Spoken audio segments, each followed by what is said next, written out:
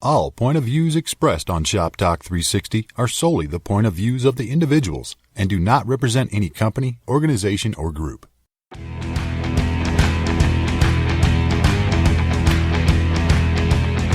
Shop Talk 360, the industry's dedicated platform for commercial design, construction, and facilities. With more than 25 years building for national retail brands, an award-winning and best-selling author, keynote speaker, industry coach, and event producer, here's our host of Shop Talk 360, Grace Daly.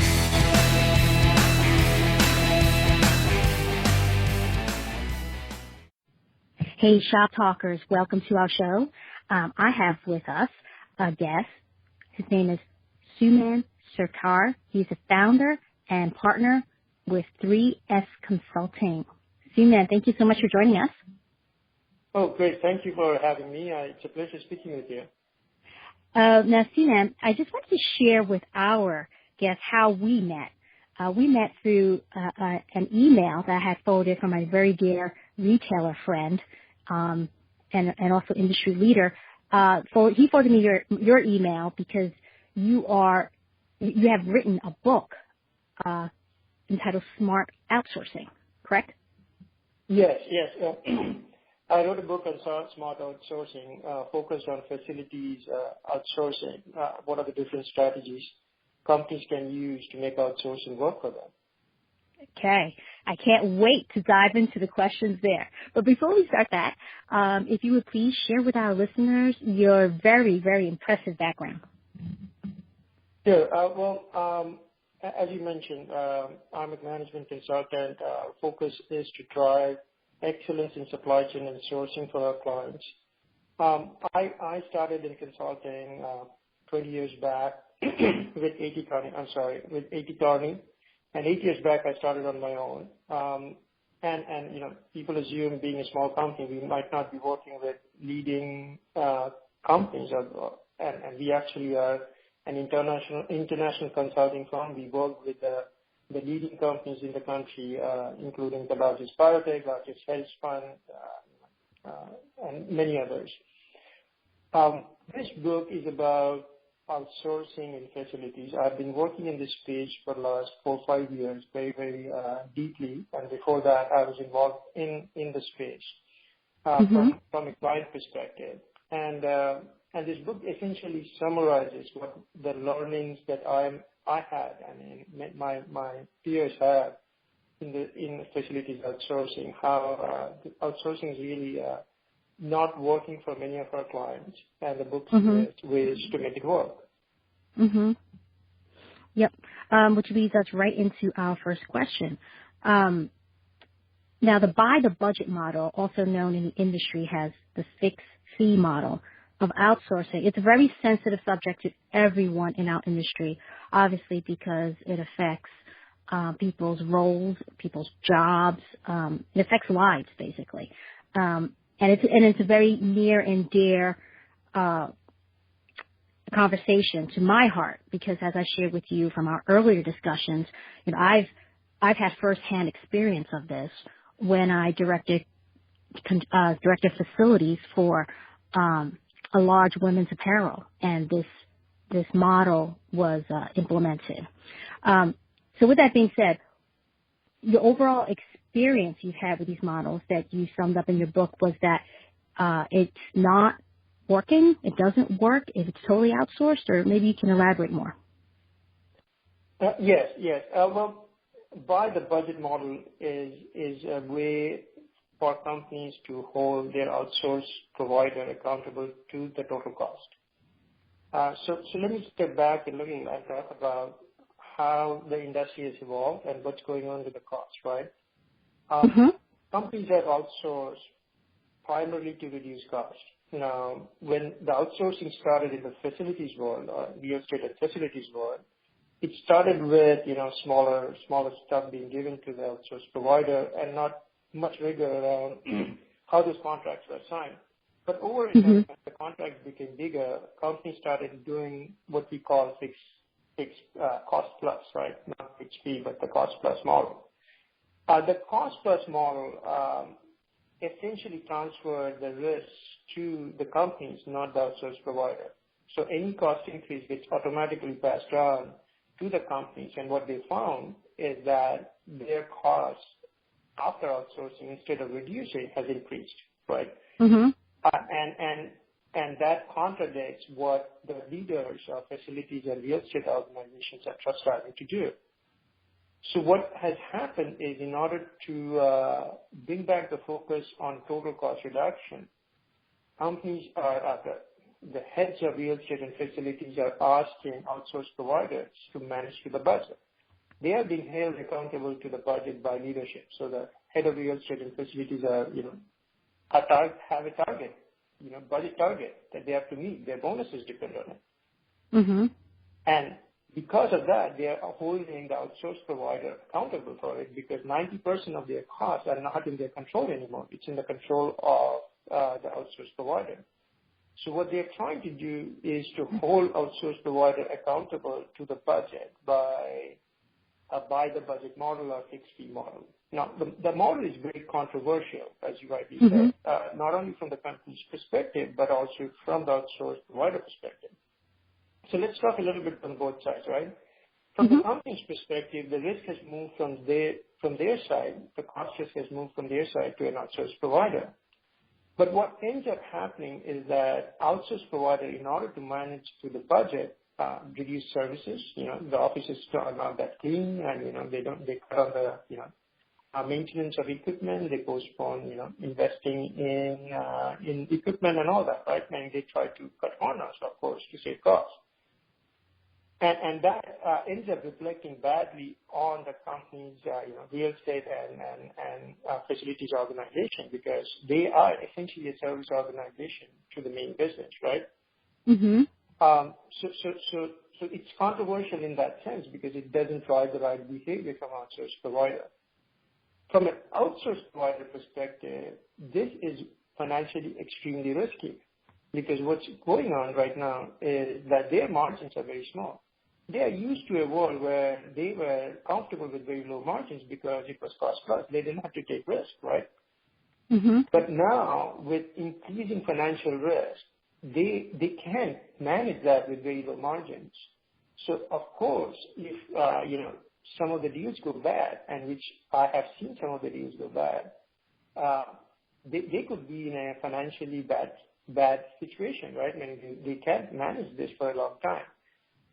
But said that, fixed fee model is becoming more popular, and what we are seeing is more and more of our clients are asking outsource providers to sign up with the fixed fee models, and some are also putting glide path, which is saying, hey, not only your price is fixed, but you got to reduce it 5%, 10%, or whatever that number be year over year.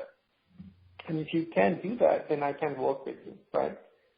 Mm-hmm. And it comes from, basically, they're translating the guidance that they are getting from their leadership to their outsource provider, right? Mm-hmm. And it's becoming financially very risky. It's becoming conflict. It's driving conflict between two companies. And I think it's in initial stages to a large extent, but I already see that being not working for either the company or the outsource provider. Yes. And also to add to what you mentioned earlier, the buy the budget model, you said it's really holding the service provider accountable to a fixed cost.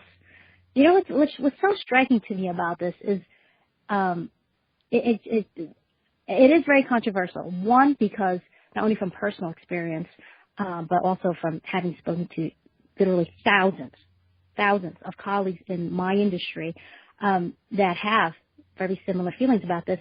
Most of the time I found, Suman, that when this model is rolled out, it's usually rolled out, with executives, senior management, and the majority of the time, they're not including the operators.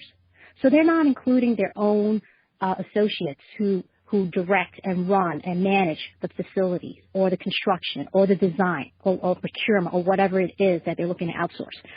So one, that's problem number one. And two, many times I found that what happened specifically with experience I had working with a large women's apparel chain back in 2005 was that They not only did they do it without the aid and help of the operators who know it innately day in, day out and are the industry experts, but it was rolled out almost kind of like not piloted. It was rolled out too much in a rush where things weren't vetted, the I's weren't dotted, the T's weren't crossed. I mean, to the extreme where something as simple as a fire protection was not included in that by the budget model, and then it was kind of strange too the way it was set up, it was set up where they were looking to control the repair and maintenance costs, but then anything that was capital would be outside of the scope of work for the service provider. So for the service provider, it worked out better because there's some protection there because he's not assuming so much risk. But what we found was the cost did increase because now instead of repairing something, I'm not saying they do, but it's quite imaginable that the service provider would let a piece of equipment go to the point until it needs to be replaced. HVAC piece of equipment needs to be replaced.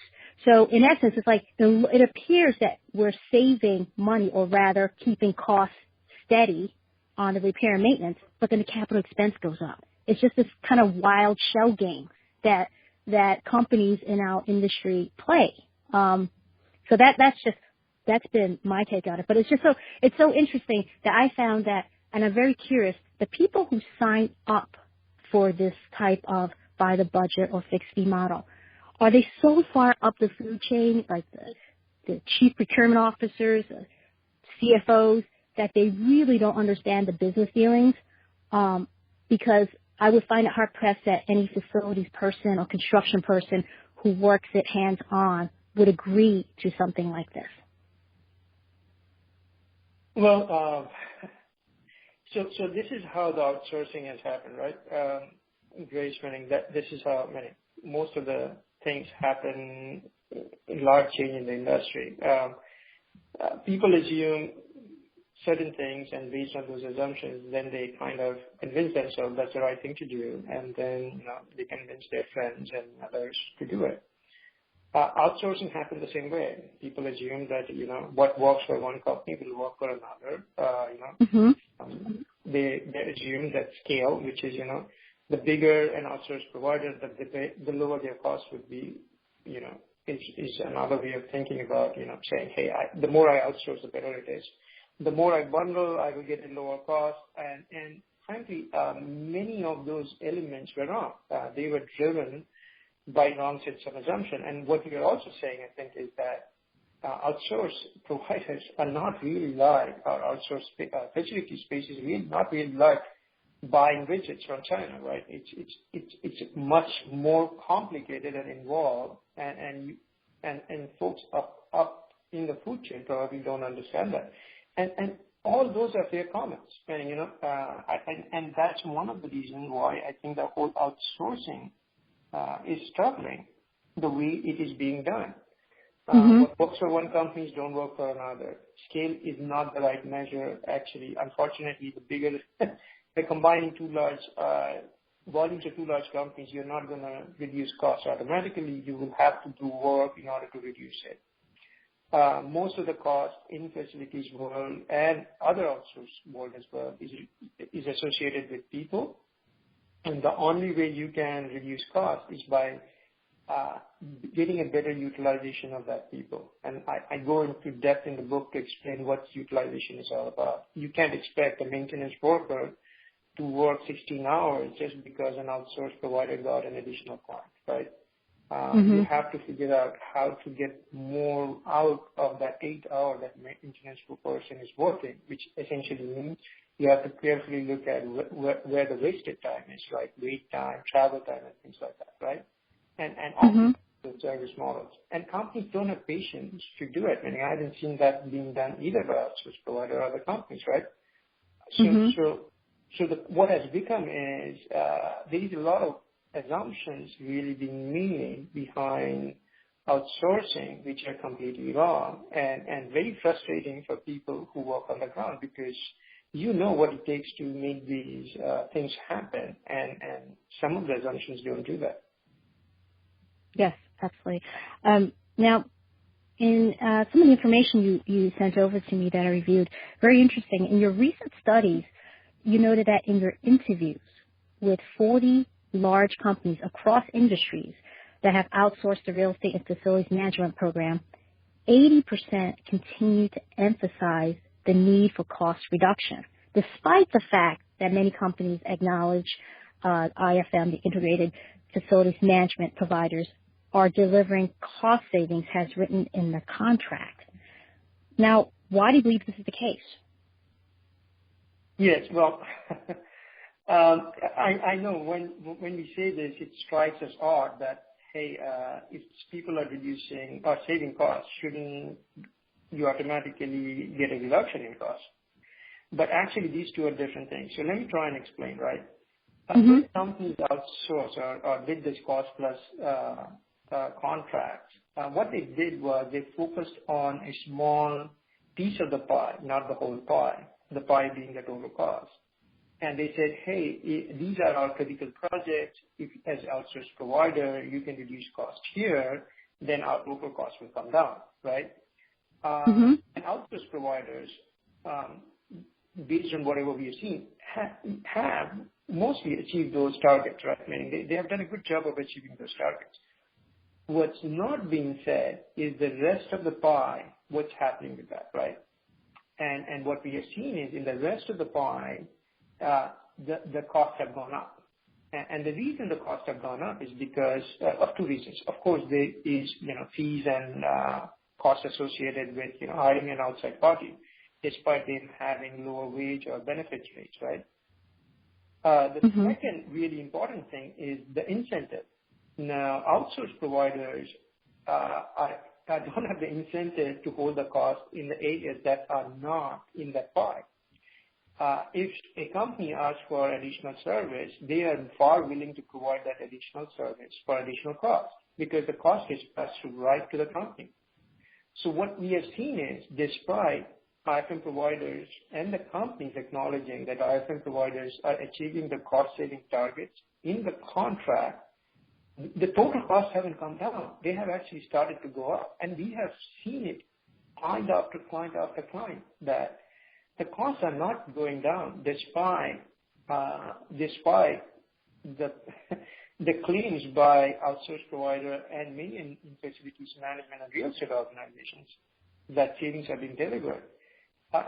The costs are not going up. So the both statements are true, absolutely. They just mean different things in my mind. And it confuses people, right? At a leadership level, they just confuse these two terms to mean the same thing. But they are different things altogether. Okay. Now, you have a very holistic approach to your cost savings and cost reduction, and use the analogy of a backyard to illustrate this point in some of the information you sent over to me. Suman, would you like to share this with our listeners? Sure. I was trying to explain the concept of cost savings versus cost reduction, right, and how they're different things. Imagine your total cost being backyard full of weeds, right? And you hire a gardener to take care of a portion of that backyard to plant new seeds and new flower bed and whatever.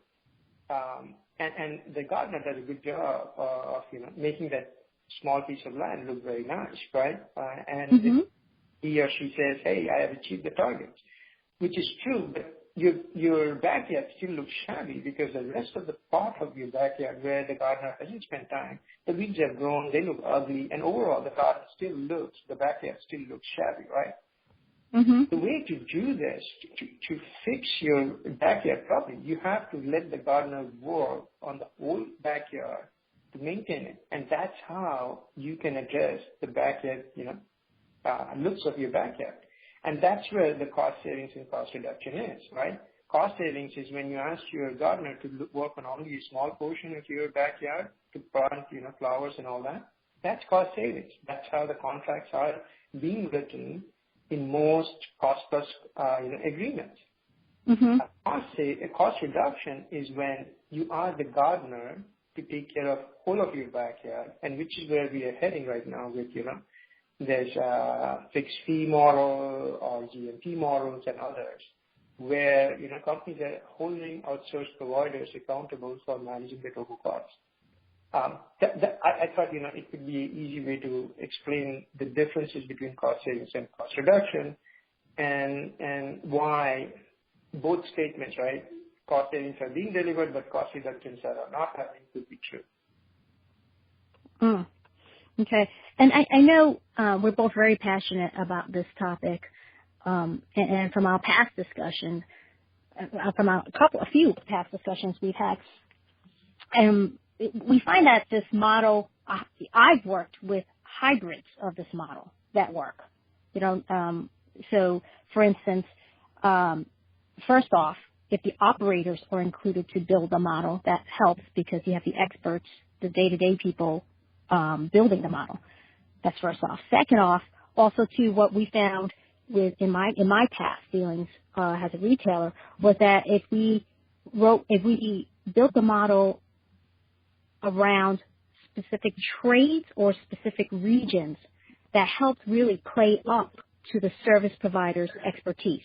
Because what we found many times, which is not uncommon, is that, this whole by the budget fixed fee model is one company coming in saying, hey, I'm going to do everything. I'm going to manage your and do PMs and do repairs on your HVAC.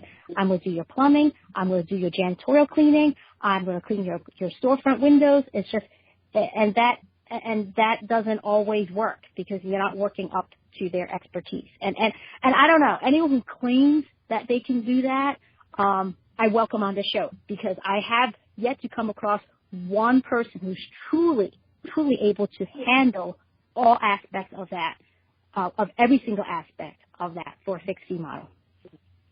Your thoughts? Yeah. So if you look at, and I try to explain this in the book, right? If you look at the major portion of the cost in facilities and outsourcing world is really with the third-party providers. It's not with the company, their in-house resources, or outsourced provider resources, right? It's with the third parties, right? Trades, construction, HVAC, you name it, right? Or outside cleaning, security counts, and all that, right? And these third-party providers, if you analyze a little deeper, you will see most of them, a majority of them actually, are service providers, right? And essentially what they are is you are buying these services locally, which essentially means wherever you have your factory or your office, you're going to buy who does cleaning or security from somebody locally, right? And you're not going to fly somebody from China to do the work. And I'm not picking on China, but just trying to make a point, right? Similarly, if you're doing a construction, you're going to hire somebody locally, right, to fix or do the plumbing and all that. What you typically find is these providers are local, and it depends on the footprint of the company, right, and where you need it. Now, what has happened over a period of time is that large companies have come up and said, hey, I can do this for you across the country, and for many of my clients who are international, I can do this internationally. Now, what they don't really tell you is that they don't have footprint in all markets. So what does that mean? Which means they are actually going out and hiring somebody else to do the work, right? And that person, again, is going to probably hiring somebody else to do the work, right? So what ended up happening is previously your local factory might have hired that individual or that contractor. Now that contractor has to, has two people before the invoices get paid to the company. So you have margin over margin over margin, right? And awful. And that doesn't help anybody. That doesn't reduce cost. That increases cost. And that's one of the reasons why we have seen is that bundling and trying to run the sourcing projects as international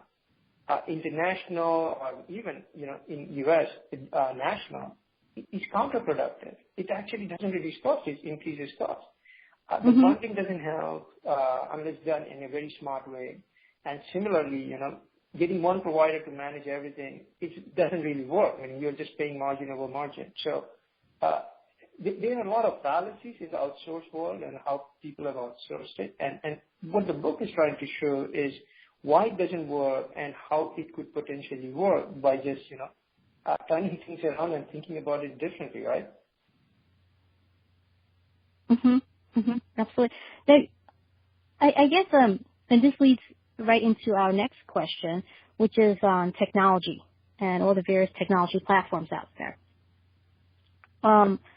Now, I know with facilities management, there's so many different technology platforms out there to help us track real-time progress, people, projects that have infinite capabilities of just streamlining and managing the various trades and regions.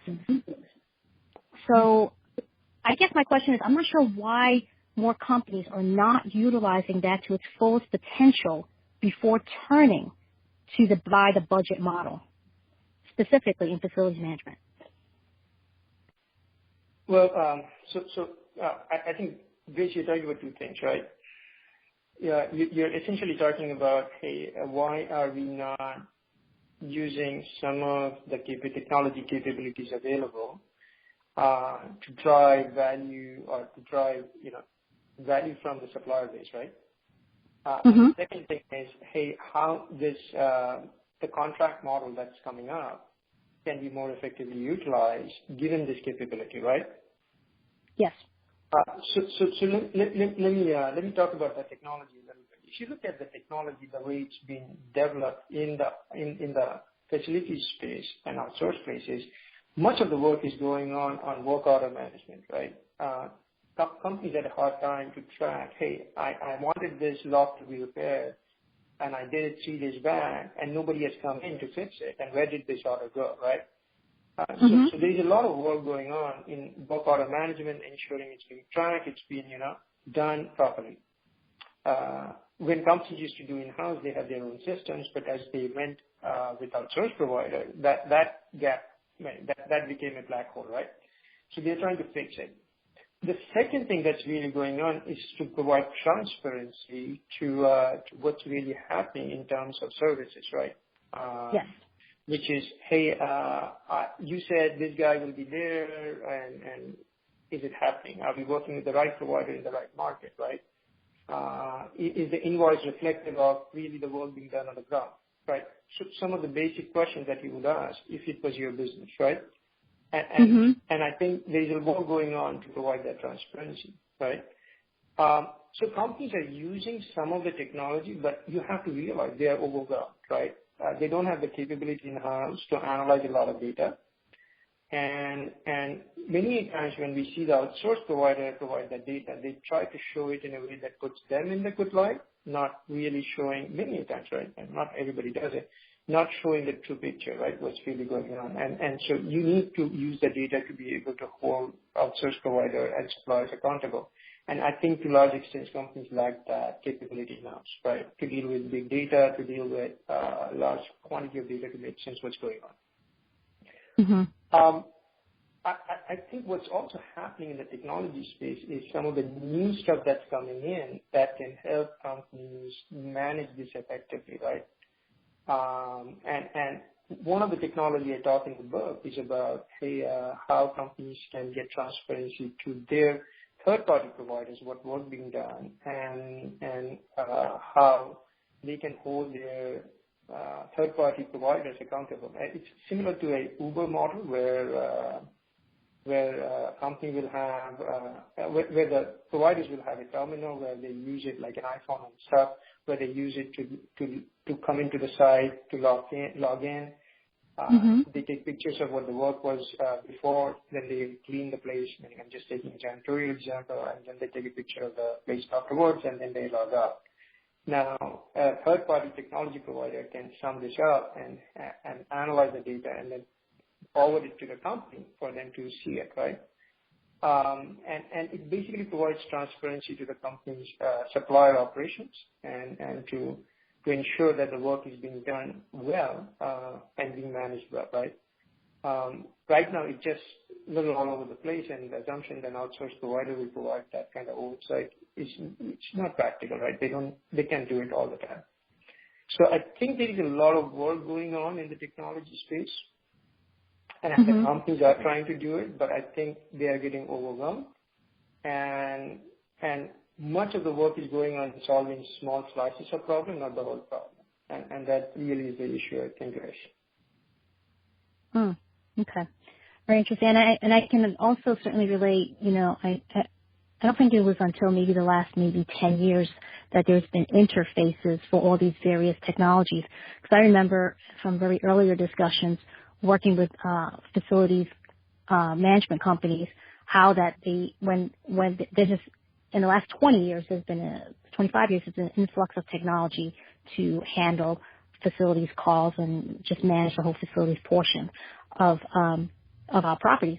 And what happens is that because there's so many different brands of facility platforms out there, you're one person, this one service provider will have to learn and be well acclimated to maybe 6 or 7 different brands out there unless they can actually get an interface going with them.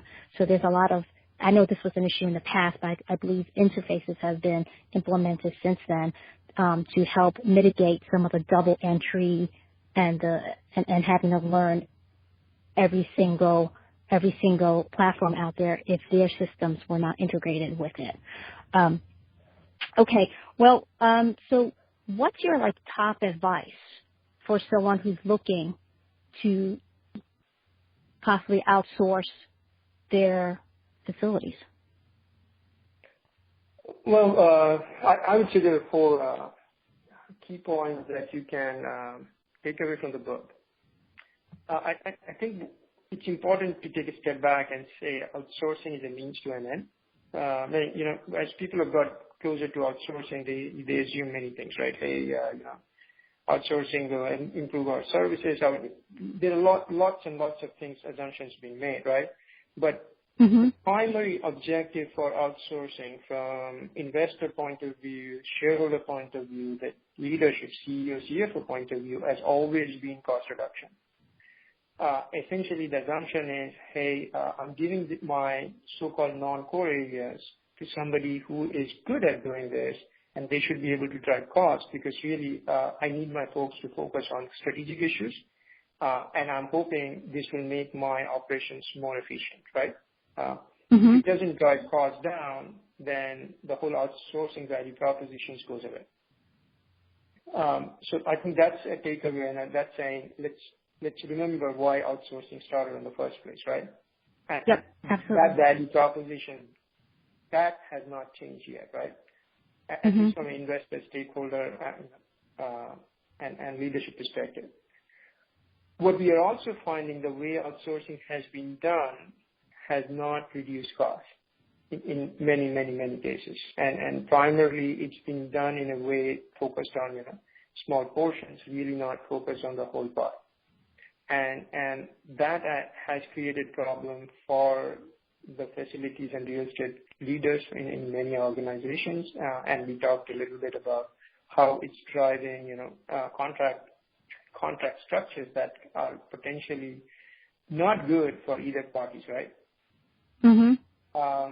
The third thing is the only way to reduce outsourcing cost is to focus on third-party providers.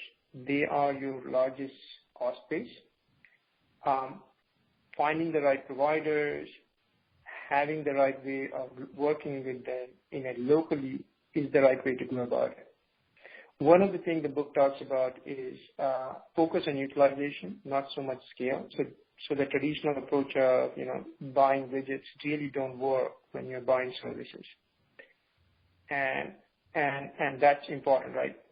In order to reduce costs, you have to figure out how to improve utilizations of your supplier base. And that's important, right?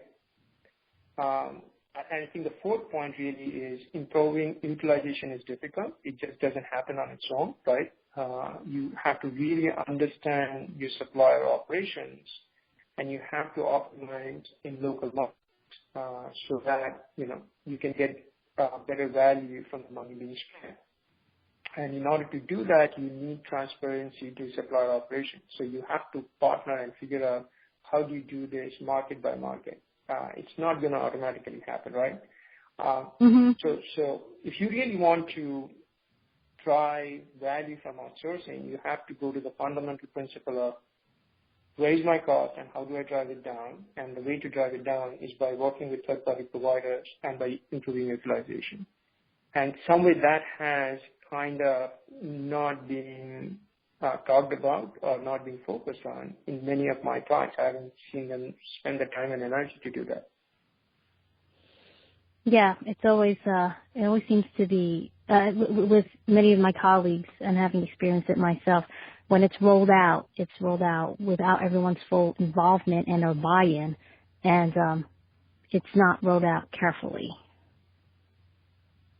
Right. You have to understand what drives the economics of anything, right? Meaning that's really go back to what is driving the economics of outsourcing, and if you figure out what's driving, then let's do things that are right to make it work, right? Because you can continue to spin the story for a few years, but after some time it just catches up with you, and I think that's exactly what's happening with outsourcing. It has not delivered results, and companies are relooking at how they are outsourcing. You already see this in the IT space. Meaning IT space has changed quite a bit. They have gone into unbundling. They have gone into very focused outsourcing, not big deals anymore. And I think if we don't see improvements in the results from outsourced providers, we would see a big shakeup in this space as well. Yep, absolutely. And again, just to stress, you brought up a very good point. What happens is, they're spinning the story for a few years. And I'll add to that. And then after the few years, the gig is up. It doesn't work. Or it was implemented haphazardly and it doesn't work. And meanwhile, you've already affected the store environment. You've affected the client customer experience. You've lost, potentially in many cases, lost a lot of great employees. It just seems to be a huge disruption, without the business, without the model being built correctly. Right. Well, from the positive side, though, Grace, I think outsourced providers. I'm sorry, am I sounding negative here? No. I'm just saying. Just trying to say, on a positive side, I think the outsourced providers have developed a lot of capabilities. The things that we never focused on before outsourcing is happening, right? The transparency, understanding how the technology implementation. I think these are all good things. It just have to be, companies have to get smarter in how they outsource. I think that's really the point. Don't do what others have done. Do what makes sense for you, right? And I think that's what you and I are talking about here, right? Yes, absolutely.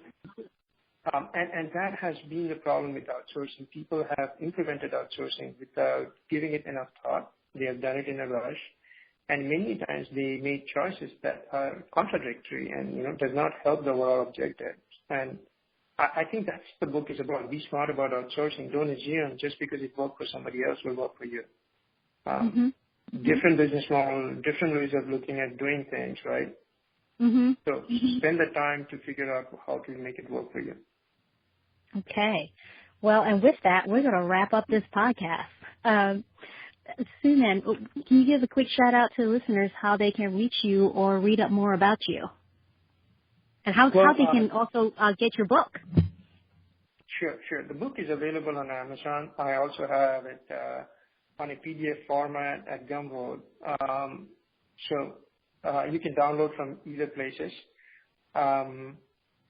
I can be reached via all my contact information is on LinkedIn. If you look me up on LinkedIn, Suman Sarkar, you should be able to find me. My email address is suman.sarkar.2001@gmail.com. You can reach me directly. I'm very accessible, and I look forward to having conversation on this space. I think my problem is I'm the lone voice talking about providing a confident view to the whole outsourcing world, and I'd love to hear experience of other folks. Do they agree? Do they disagree?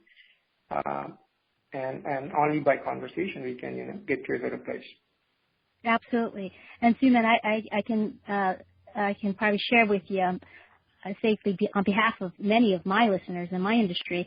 I think you're one of the first voices to emerge and come up and discuss this so candidly and to say, hey, it doesn't necessarily work, especially when it's being rushed and it's not thought, it wasn't thoughtfully planned out, from a consultant / auditor's point of view.